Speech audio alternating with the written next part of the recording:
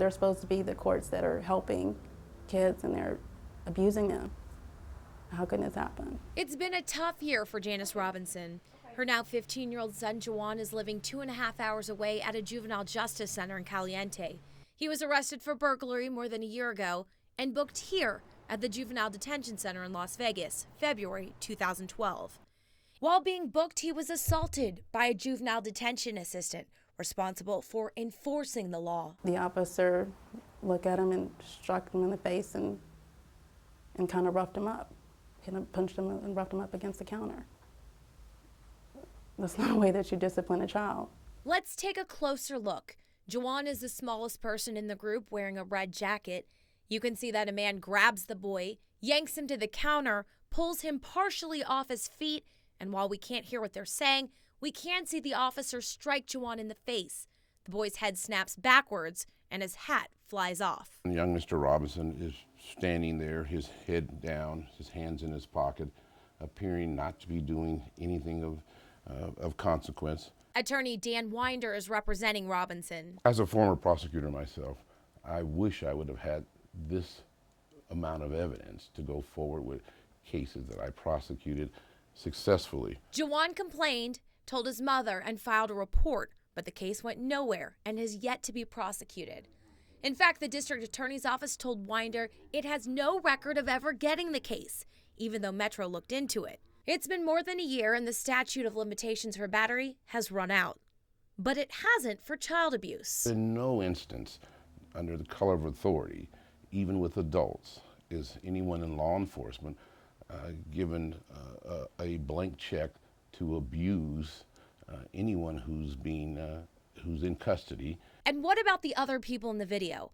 Winder is concerned why the rest appear to do nothing. The mandatory reporting requirement is a way of making sure that incidents of abuse, physical, mental, verbal, sexual, are properly investigated and the children are protected. Today, the case is back at Metro and the DA's office awaits the results of the investigation.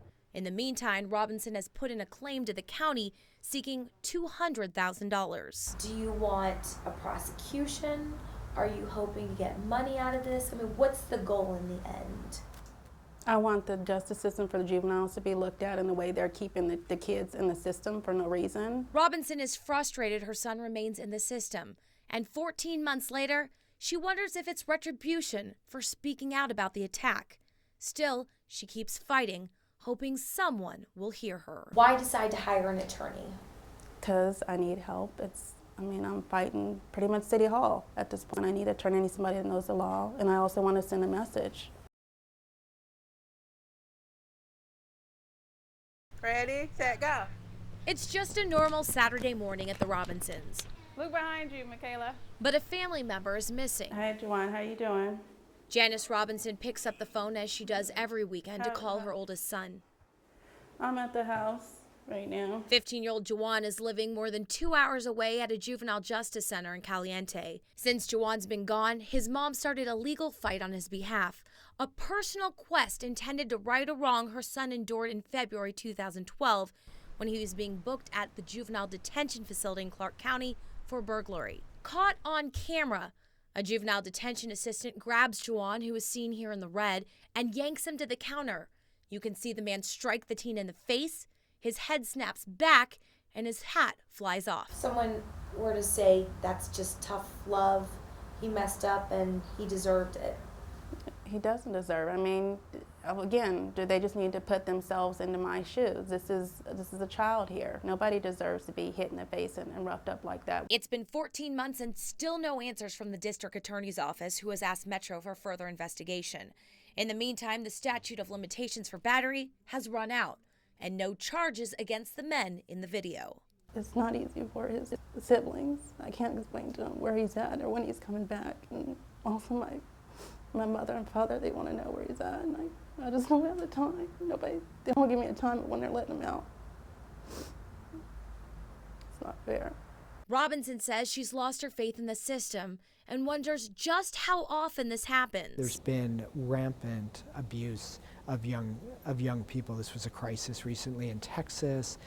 New York was under a lot of pressure to close down facilities. Professor David Tannenhouse has written about the first juvenile court in 1899 and organized a recent Las Vegas conference on juvenile justice reform.